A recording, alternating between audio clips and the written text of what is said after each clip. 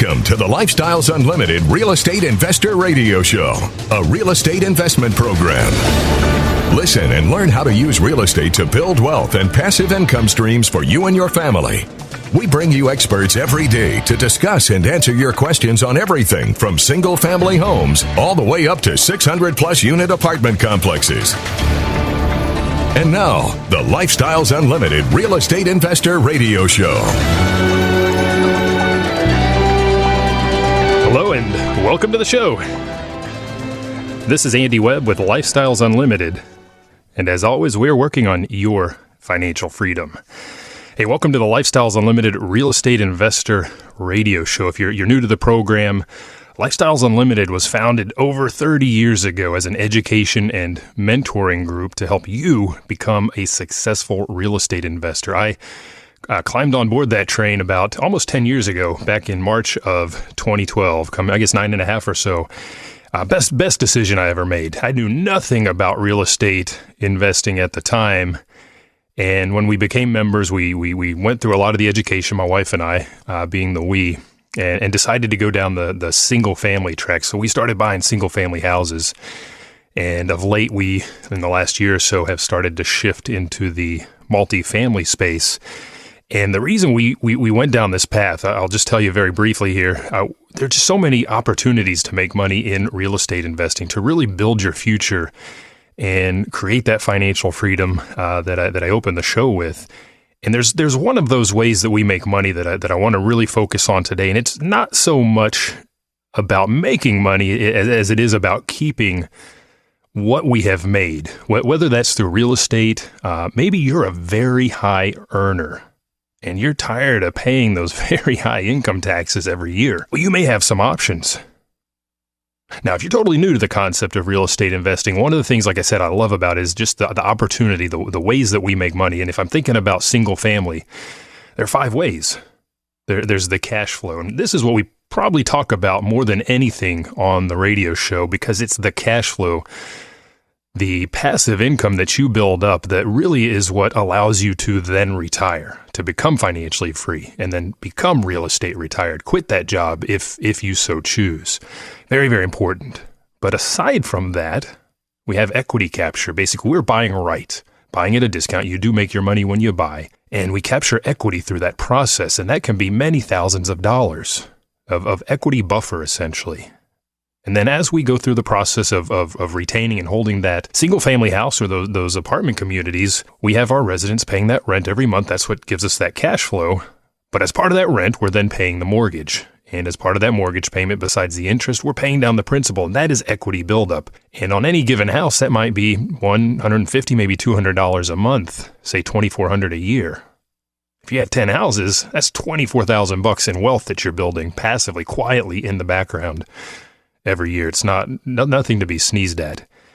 And then finally, of course, there's appreciation, which, boy, did a show last week on inflation, which is helping to push appreciation up for our single family and multifamily.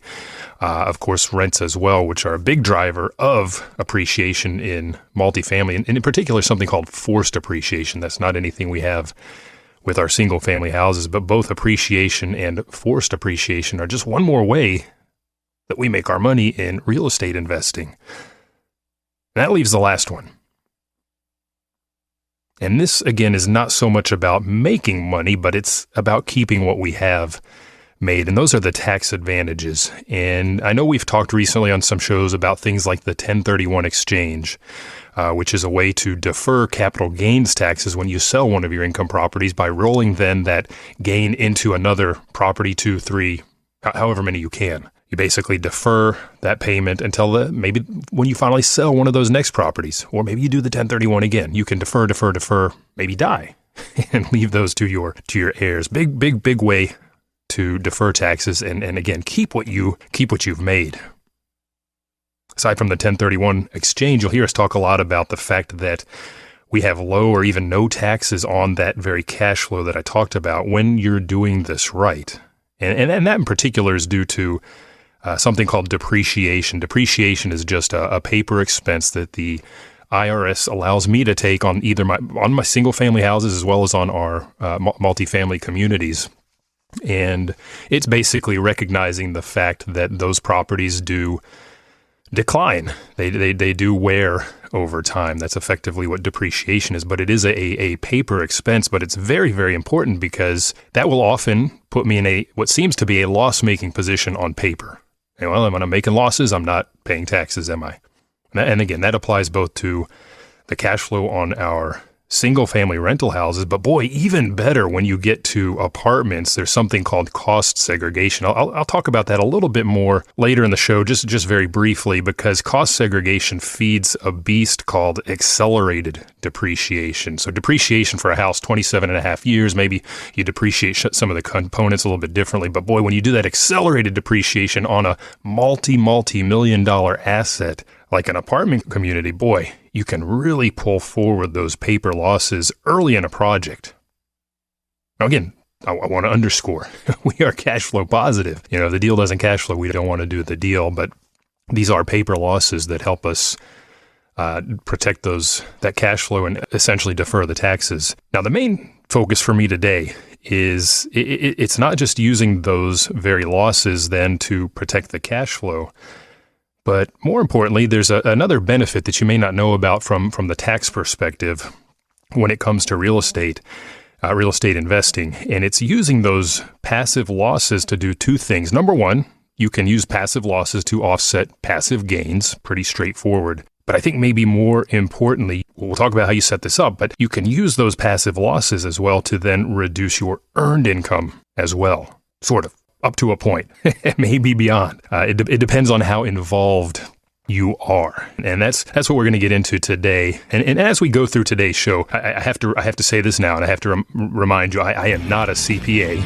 I am not a certified public accountant or an enrolled agent. They can do your taxes for you as well. Those are people you want to talk to about more detail on this concept, but it's very, very important to understand. And we're going to approach this from two perspectives: the less involved and the more involved, and how you can help offset that high earned income and keep more of your money. So stick around.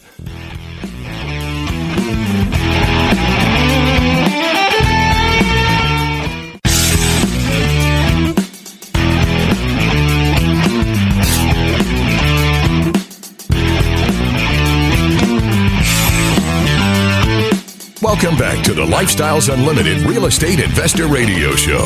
Now, let's get back to your map to financial freedom. Welcome back to the show. I'm your host, Andy Webb, and if you've got any questions for me, send me an email to askandy@luinc.com. Again, that is askandy@luinc.com. And we're going to talk today through the balance of the show about taxes and saving on taxes and losses, and how you can use those losses from real estate, from a passive investment, to then reduce or deduct from your earned income and pay less in taxes. And by the way, that email one more time, askandy@luinc.com. I did a show a couple weeks ago where it's kind of a grab bag. We hit a number of topics, things I'd heard from you in email or picked up on other forums, or maybe just from talking to people out and about. And somebody had asked in particular about protesting property taxes after the deadline. The deadline in Texas is typically either May 15th or 30 days after you receive that notification of value change from the appraisal district. Okay, so keep that in mind. If they didn't change it, they may not send you a mailer, by the way. So keep an eye on the CAD tax rolls there. But I did get an email relating to that. It's an interesting story. The gentleman, he had done a 1031 exchange. We just talked about that. Had sold an income-producing property and deferred the taxes on those capital gains. And there's some sundry other bits and pieces that go into that as well. And rolled those into at least another property. He didn't give me a lot of details there. But here's the interesting part. He closed on that property on the deadline for filing your protest on that property tax in whatever county that was. He did not tell me the county. Unfortunately, if you've ever gone through this process, you'll know that sometimes you close in the morning and your counterparty closes in the morning and everything goes fast and the title company funds the lender funds the loan that same day. And possession of that property really occurs at time of funding, not just when you sign the documents at the closing table. Well, this gentleman, he closed. He went to file his protest. But the funding did not occur till a day later. So now he's in the unfortunate situation where he could not protest on that new property. But the good news is, and this is what we talked about a couple of weeks ago, is that there is kind of a back door. If you have closed on a property after the May 15th or whatever that deadline is for your county, there are certain circumstances where you can, in fact, continue to protest. So he was just following up on that. I gave him some pointers. And if you wanted to catch that show, you can go to lifestylesunlimited.com, click on the radio tab. It was at the tail end of the show, again, the grab bag show there. But that ties, I think, into our topic today around taxes. And more importantly, if you do have any questions, just give me a shout. Again, that's askandy@LUinc.com. Again, I'm not a CPA, but this is something I've been doing for 9.5 years, at least for my own business. And some of the passive losses that we're going to talk about today, I've enjoyed the fruits of that as well, to a point.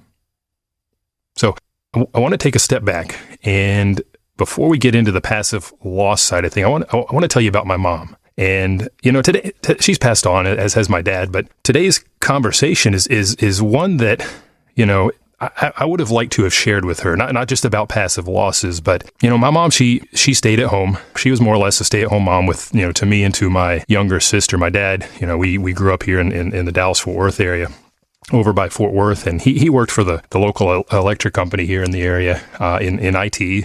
We were not poor. We were not rich either. We were somewhere kind of in the middle there, squarely in the middle. And, when we needed extra cash, my mom, she'd go out and she'd get a job through one of those temporary services, and she'd work for a few weeks, or she'd work for a few months. Maybe we were saving to go on that summer vacation to Colorado. We went up to the Great Sand Dunes National Park all the time, camped. Maybe it was buying a new car, getting the down payment or whatever. But I wish I knew then what I know now. And imagine this, put in your head, 8-year-old Andy telling his mom about real estate investing.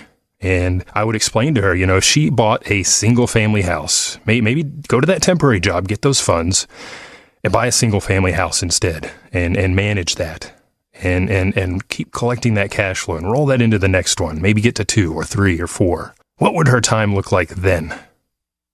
Less time or no time really spent going to that occasional temporary job. That cash flow would have been great for us as a family. And then the question becomes, would that have made her into what is known as a real estate professional? That's where we're going to go with the balance of the show.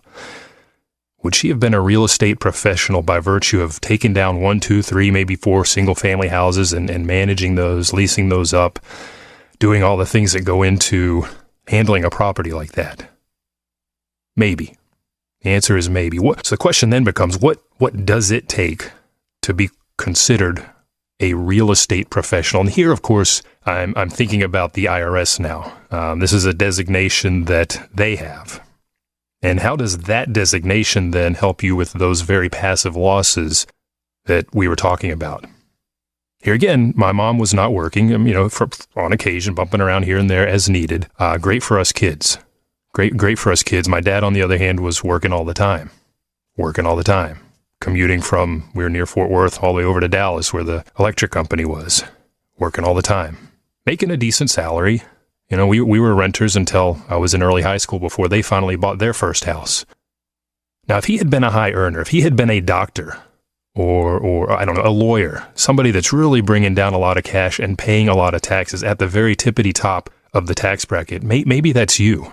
And give this some thought. If you're in a situation where there are 2 of you, maybe one works, maybe you both work, maybe one is higher paid and the other lesser paid, essentially like my mom and my dad were.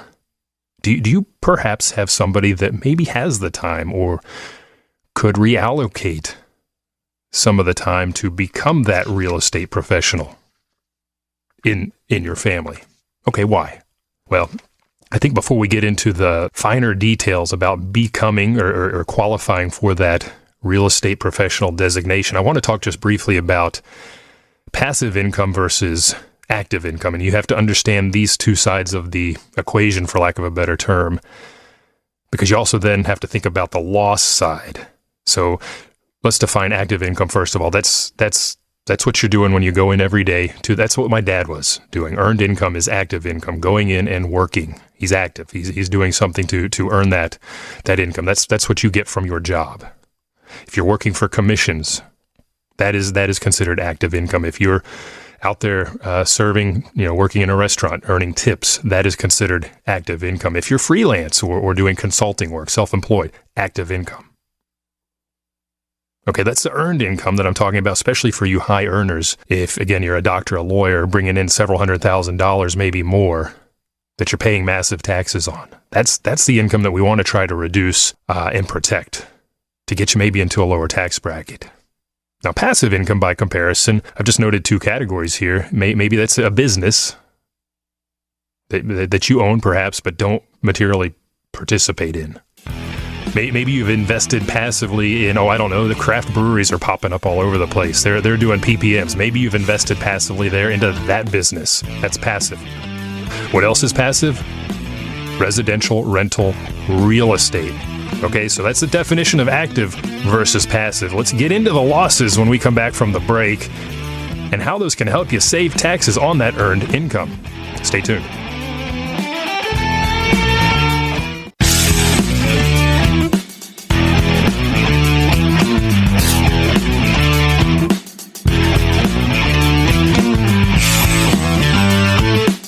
Warning, listening to the Lifestyles Unlimited Real Estate Investor Radio Show will change your life. We will teach you how to create wealth and passive income so you can be financially free. And now, back to your host. I think the announcer said it just there, creating passive income. Again, that's what we are doing as real estate investors. And we create passive income, and sometimes in the eyes of the IRS, we actually create passive losses. We talked about that in the very first segment, how that could occur, and most commonly that's because of depreciation. And again, I'll take depreciation on a house I buy for the land itself. That doesn't depreciate, but the sticks and bricks, right? Everything above ground, I can depreciate over 27 and a half years. In fact, there are components in there that are even faster. The carpet, 5 years.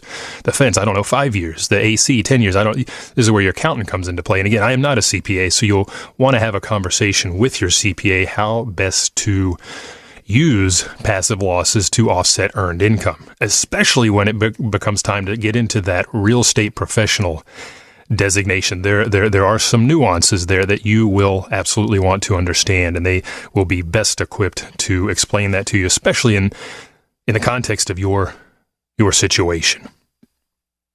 Now, in the prior segment, I told you a little bit about my mom, and unfortunately, everything I know today, I didn't know back then. They were not real estate investors. Everything I know today, I know from joining Lifestyles Unlimited and going to as many of the educational courses as I could. In fact, the 2-day financial freedom seminar, that's kind of the big thing where you really start to learn about single-family investing and apartment investing. It's basically 2 days. 8 hours on day one devoted to the single family, 8 hours on day two devoted to multifamily. I try to go to these from time to time. I've signed up again. I'm going to one here in the Dallas area in mid-November. Very excited about that. Presented here by David Fisher, and it's just another opportunity to learn. Yes, 9.5 years later, I still learn when I go to these things, so that's why I continue to go to these things. Plus, I get to meet a lot of great people. So, if you are in Dallas-Fort Worth, we do have that coming up, that financial freedom seminar, that 2-day. Here in just about a month, mid-November. I think it's the 13th and the 14th, Saturday and Sunday. Of course, we're also doing that online now, which is great. So if you're not comfortable getting out yet with COVID and everything else, you can do those from the comfort of your home, either on Saturday and Sunday, or we actually offer it as a 4-day now in the evenings, which for a lot of people with maybe small kids, that's a little bit more amenable to your schedule. If you're not sure, hey, I don't know. What is Lifestyles Unlimited? I would direct you to a totally different place. I would tell you, go to our free workshop first. And that's how my wife and I got aboard in the first place.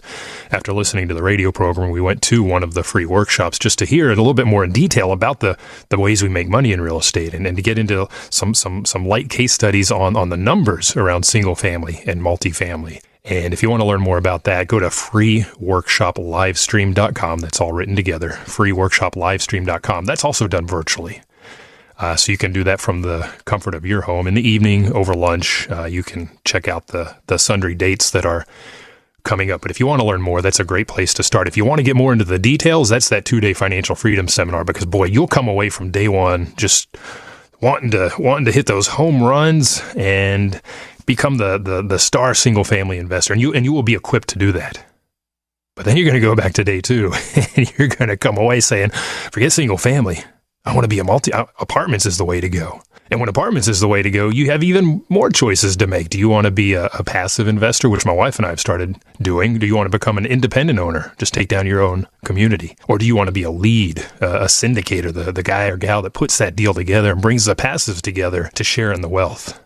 That's the project manager, essentially. So lots of roads to roam when it comes to multifamily, of course. And if you've caught any of my recent shows, as we've been traveling in the RV, I've had the opportunity to meet with and talk with some of the investors that are investing and leading deals in other parts of the country, like Indiana, like Mississippi, like Atlanta, Georgia. So opportunity is very much national at this point. So it doesn't matter where you sit. You've got a lot of opportunity out there. Now, back to our main idea, our main topic today, which is taking advantage of the tax code to shield or protect some of your earned income with real estate, rental real estate, with those passive losses. And just to throw the email out there one more time, if you have any questions, it's askandy@luinc.com. So we defined in the prior segment what is active income or earned income. Sometimes you'll hear us refer to that as W-2 income. The W-2 is what you get at the end of the year that shows your wages, your salary, based upon which then they're going to in part determine your tax burden. And then passive income. And the big focus here for me, of course, is the passive income from residential rental real estate, houses or apartments. Now, what do you do if you have losses in your rental real estate? Can you use those to your advantage? Yeah, absolutely you can. Now, if you missed the earlier part of the show and you're hearing me talk about investing in real estate right now, and you're hearing me talk about making losses on that real estate, don't get nervous, because a big piece of the tax code that allows us to make losses on paper while we're still cash flow positive and running a profitable business is depreciation. So it's a paper loss. So you made a paper loss. You have a loss on your tax statement. Can you use those to your advantage? Now, the bad news, yes, there's a little bit of bad news here, is that the passive losses generally can only be used to offset passive income or passive gains. Generally. But there's an exception. If you materially participate in that passive activity, then you can actually use those losses against active or earned income. All right, and that's where I want to get us to with the balance of the show. Now, you're probably asking yourself, okay, we're talking about passive income, but now you're talking about material participation. Those seem to be at odds with each other. What exactly is material participation? Well, they have generally the IRS, they've got all manner of tests when it comes to making decisions on things like this or any number of things that you'll have in your tax return. But to determine materiality in this case, they've got what they call a 500-hour test. And you need to be involved about 500 hours in that business in some capacity to achieve that material participation. Now, if you think about it, first blush, 500, boy, that sounds like 500 hours. Oh, that sounds like a lot. That's just under 10 hours per week. And that can include things that I'm doing innately all the time anyhow. When I go to this 2-day financial freedom seminar, I'll be spending 16 hours right there over the course of two days, probably more with the networking I'll do over lunch, and I'll probably network after, hopefully happy hour, something like that. So that networking component, that is part of the business for me. That's how I've picked up leads in the past. That's how I've learned about those great passive investments to get into on the multifamily side. So the networking component, the education component, going to those classes, education is very pivotal to what we do as real estate investors. There's the relationship side of the game, which is the networking, and then there's the education side, which you can get at Lifestyles Unlimited.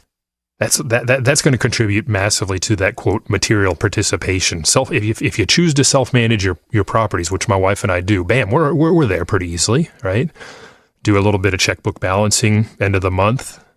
Check from time to time that the rents have rolled in, that ACH transfer has hit. A little bit goes into that. Now, I do my own leasing.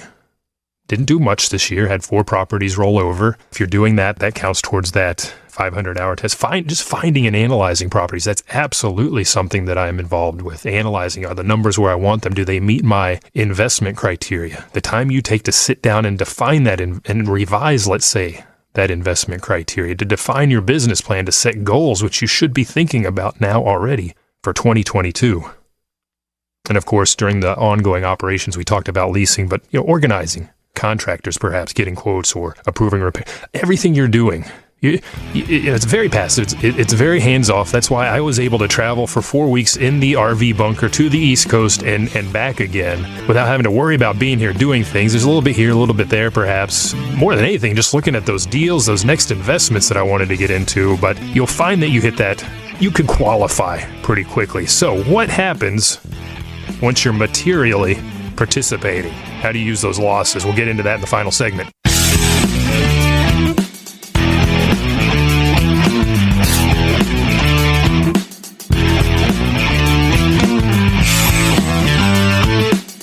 Welcome back to the Lifestyles Unlimited Real Estate Investor Radio Show. It's time to turn up the volume and fine-tune your passive income plan so you can create the lifestyle you've always wanted. Welcome back to the show. You're listening to the Lifestyles Unlimited Real Estate Investor Radio Show, and we're working our way towards the climax here, which is using those passive losses that you have on paper in the eyes of the IRS with your rental real estate, be it single-family houses or multifamily communities that you're invested in, whether by yourself as an independent rental owner or as a passive investor in a syndicated deal. And how are we going to take those losses now and use those to offset some of our maybe all of our earned income? Now, there are kind of two levels here that we're going to get into. So we define the fact that you do need to be what they call materially involved in the business, 500 hours. That's 10 hours a week. I feel a lot of that myself personally, just in going to educational and networking events, doing a little bit of accounting perhaps, and looking at new investments, especially now that we've shifted from single family to looking at multifamily. I'm reviewing those possible passive investments quite a bit. So we definitely, you're going to spend far less than the 10 hours a week, but you'll qualify for that fairly easily, I would say. And once you have, now you've got that paper loss, and you can take what's called a passive activity loss. Now, there's a limitation, and my wife and I experienced this very early on. The first year that we joined Lifestyles Unlimited, we bought our first 2 rental houses, and we followed the Lifestyles model. We bought houses that needed quite a bit of work. We bought these August and September, so towards the end of the year. So, month or two in renovations on the first one, month or two in renovations on the second one. You can see where I'm going. Most of the year has burned up by then. And we had significant cash outflow to renovate those. I think the first rehab was $30K. The second one was $25. Lower back then. Those numbers have changed a little bit these days, but it depends on the deal, of course. But big point is, we didn't have a lot of income because we didn't get them rented until the end of the year once the project was done, the renovations. But we had a lot of cash outflow. So we had some pretty significant losses. Were we able to use all of those losses in that year to offset, because we were both working at the time, to offset our earned income? No, we couldn't. When we're talking about this level of passive activity loss, you can deduct up to $25,000 in losses. And there are limitations here too. You can take that full $25K deduction up to a cap, a max of $100,000 in terms of modified adjusted gross income. Again, this is where you want to talk with your CPA to get into the finer details. So if you as a family are earning $100K or less, you can take up to the full $25,000 in losses if you've made that many. Then from $100,000 to $150,000 in adjusted gross income, those losses start to phase out. If you're earning $125K, you're going to be able to use $12,500 in losses. What happens if you were right at $25,000 in losses? What happens to the rest? Well, you don't lose them. You roll those forward, and your CPA will track those with you, and you roll those forward until you can use those. Again, typically passive losses can be used to offset passive income or passive gains. What we're talking about here is a carve-out that the IRS has given us to deduct up to $25,000 in losses, passive activity losses. Again, that's if we're participating, in their eyes, they're saying at about 500 hours per year. Now, I mentioned in the first segment something called a cost segregation study. This is not really anything you'll hear investors doing on single-family houses. I suppose you could, but it's kind of expensive. Typically, you're going to see these being performed on apartments. Why? Well, we're getting into a deal that is an investment that is a couple hundred apartment units, multiple buildings. Think about all the air conditioners, all the water heaters, all the carpet or vinyl plank in those things, all the appliances. So somebody's going to go in and do a study a cost segregation study. They're going to split out all of those components because all of those components depreciate at different speeds. The building itself, 27 and a half years. All that carpet across 200 units, 5 years. I don't know off the top of my head what it is for a water heater. Let's say 10. Air conditioner, let's say 10. So they're going to go through and you're going to be able to speed up. You're going to be able to accelerate the depreciation on that property. Rather than taking everything across 27 and a half years, you're going to be able to accelerate that. And what does that mean? It means you're going to take a much higher, very much considerable loss up front over the life cycle of that project on paper. Again, you may be getting into a yield play that is cash flowing from day one, putting money into your pocket from day one. You're still going to be able to take a paper loss in the eyes of the IRS thanks to depreciation, and in particular, thanks to accelerated depreciation. Why do we want to do that? Well, typically, we're not holding these apartment communities for 27 and a half years. I don't want to wait 27 and a half years to take advantage of the tax code that allows me to take depreciation and offset my cash flow and protect my income. We may be holding that community for 3 years, 5 years. Some of the smaller communities that I see lead investors at Lifestyles Unlimited get into and get back out of, they're in there for a year and a half, maybe 2. Smaller communities turn faster. They create that value faster so they can get out of it faster, which is good for me, good for you. Turn that velocity of money, very important. But we do that cost segregation. We have that accelerated depreciation, and our losses on paper could be well above that $25,000 loss. So now you're sitting there thinking, great, so I got to track that ad nauseum to the end of time to where I can use all of that. No, there is another option here. You can become what is called a real estate professional. There's a designation that the IRS has. And thinking back to my mom, right? We've got a mom and a dad, 2 people, 2-head household, one working full time. Not a high earner in this case, but maybe you are, or maybe your spouse is. And maybe one or the other has the time or can commit the time to become this real estate professional. Because when you are a real estate professional, that $25,000 limit on passive losses that you can use to offset your earned income, that goes away. You can use as much of that loss as you need to. So just by way of example, maybe you or your spouse are earning $200,000 in wages or salary per year, $200,000 in earned income. You decide to become that real estate professional. You get into some passive multifamily deals. You have $100,000 in losses, passive losses. Well, you're that real estate professional. Now you can use that $100K in losses to offset a portion of your spouse's income. So instead of paying taxes on $200,000, you've cut it in half. You're now just at $100,000 in income. And hey, what are they wanting to do up there on Capitol Hill? They're wanting to take up the tax brackets. They're wanting, capped at $400,000. We'll see what shakes out. But you need to start to make plans on how you can protect your earned income if you do have a high earner in the family. Now, for us, my wife and I, we were not high earners, but we sure did enjoy that $25,000 loss that year. And we've continued to enjoy that as we've continued to buy and rehab and renovate houses. And now that we're getting into multifamily, we're going to see that multiply times 10, times 100. I don't know. We'll see what happens. What does it take to become a real estate professional? Well, we already heard for the passive activity loss, 500 hours. In this case, you have to have over 750 hours in the business, real estate business, and that has to be the majority of what you're doing. Again, to put that into perspective, 750 hours, not a lot. It's under 15 a week. The big thing, and I've talked through this with a couple of CPAs to understand what is needed to qualify aside from the hours, is it's tracking. How organized are you? So if you're a stay-at-home mom or stay-at-home dad, like my mom was, this would have been perfect for her. She was very organized. My one CPA I talked to said, just get a notebook, and as you go through your day or your week, jot down the times.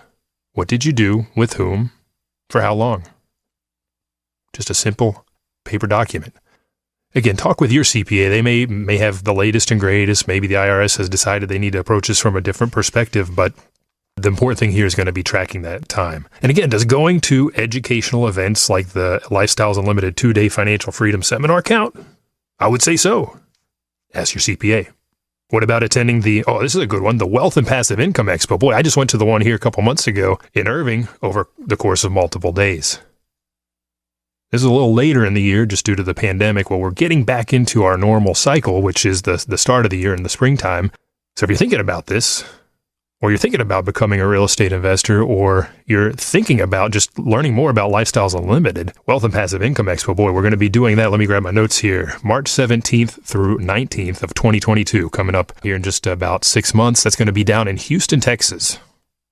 Again, March 17th and 19th. If you want to learn more about that, go to Lifestyles Unlimited Expo 2022.com. Again, that's all written together. Lifestyles Unlimited Expo 2022.com. Great event. You've got several days. Hey, can that go towards your 750? I would think it could. So everything we're doing here at Lifestyles Unlimited is working to educate you, to take you in the right direction, to become a real estate investor, and then to continue to improve. And, again, like I said at the opening of the show, I love the variety of ways that we make money with our real estate. And today we've just focused on one of those. And really, that's not about making money. It's about keeping that money in your pocket. Whether you're doing this full time as a fully passive investor, if you've got somebody with you in the household that's a high earner or an earner at all, great way to offset their income and save on taxes. Hey, thank you for listening today. You've been listening to the Lifestyles Unlimited Real Estate Investor Radio Show. And remember, it's not the money, it's the lifestyle. You have a good day.